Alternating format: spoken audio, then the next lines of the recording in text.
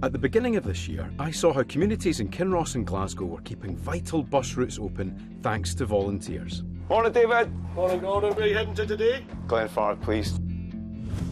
Now, don't get me wrong, buses are great, but they do have some drawbacks, like how do you get to and from the bus stop? And even if you've got a good local service, there's nothing to say that your appointments will be arranged around the bus timetable. But just like in Kinross and Glasgow, here in Farnham in Surrey, there are volunteers coming to the rescue. Catherine Trusise is one of them. She's part of Care Farnham, a group of locals providing lifts to medical appointments for people without a car of their own. And you never know when a call for help will come. And here we go, that's your first call, Catherine. Oh, it is. Hello, Care Farnham duty officer, can I help you? The group now provides some 2,500 lifts every year. And how does it work if you want to phone up and request a driver? Do you have to be part of a membership? You have to register and we record details. For example, do they have any problems with mobility? But you have to live within a certain boundary? You have to live within the Farnham boundary. This scheme and others like it are run entirely by volunteers, people keen to help others in their community. How important is this service to the people you help? We've always had people thoroughly appreciating what we do. I think a lot of the clients actually think we're more their friend than possibly just their driver. And I think we become part of their lives. Volunteer driver Peter has been giving lifts to those in need for the past 23 years. And today, he's collecting local resident Joanne. Hello, Joe. How are you? Yes, good morning. Good to see you. Nice to meet you. Do you mind if I share a lift? No, of course you can. The volunteer drivers offer a door-to-door service which, for people with mobility issues like Joanne, is invaluable. Joe, would you be able to get yourself to an appointment using a bus service? No. The barrier to that is the walking. Yeah. And also getting on the bus is not an easy job.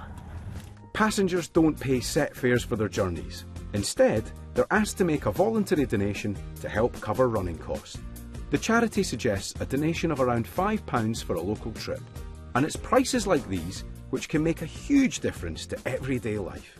So without this service, how on earth would you make it work? Sometimes I have to use a taxi. It would be £50 there and £50 back.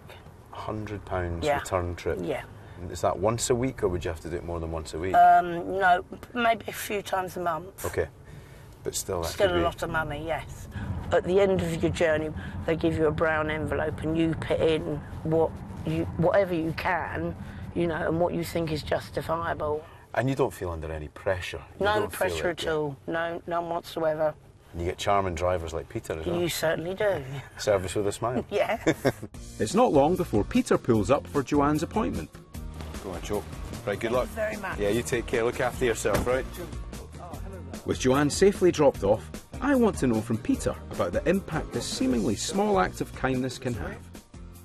And Peter, from your experience, how do you imagine people would handle their life and their arrangements for hospital visits without you? It's difficult to imagine how they would do it because taxis are horrendously expensive.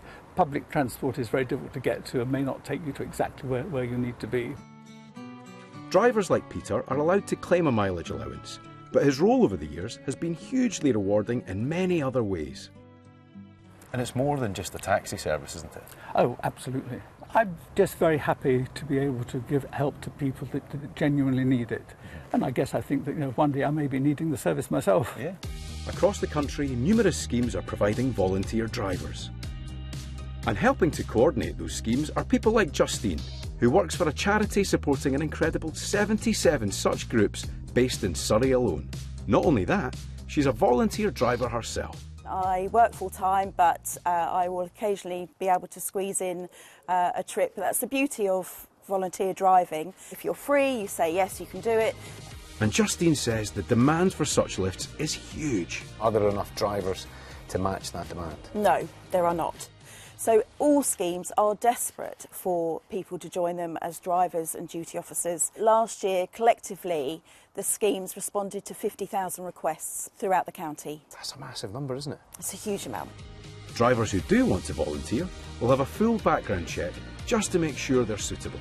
And those drivers must tell their insurance company just what they're doing to ensure they and their passengers are fully covered. It's just one of the practicalities people need to think about when setting up such a scheme. If you are in an area that could do with more of this service, you can set up on your own, can't you? So you need some community-spirited volunteers to start. They'll form a committee, and the committee will run and manage the scheme moving forward. They'll also have the policies that support the safe running of the scheme, so safeguarding, GDPR, things like that. And they'll also organise insurance as well, the public liability insurance, which can all sound a bit daunting, but there's people like me that can hold hands and help people to set it up pretty painlessly. It sounds like a lot, but it's manageable. Absolutely. For help starting up your own local scheme, or if you're interested in becoming a volunteer driver, then people in England and Wales should go to the website of the National Council for Voluntary Organisations. In Scotland, it's tsi.scot, and in Northern Ireland, it's volunteernow.co.uk. But before you jump in a car with a volunteer driver, make sure they're part of an approved and vetted organisation. Your local district or county council will have a full list of schemes you can trust. I've really enjoyed today. It's been great seeing neighbours helping each other out and providing such a vital service. So if you've got the time, the wheels and the motivation, why not look up your local scheme and see if you can give yourself and others a lift. It's so